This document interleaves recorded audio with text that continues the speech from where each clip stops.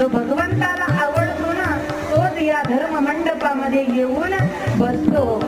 या धर्म मंडपामध्ये बसण्यासाठी सुद्धा भाग्य असावं लागतं. कारण ललाटीचे लिहिले न चुके काही केले.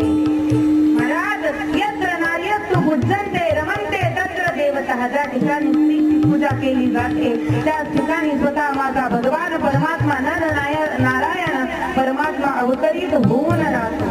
ज्या ठिकाणी स्त्री सुद्धा त्या पात्रतेची असायला पाहिजे महाराज.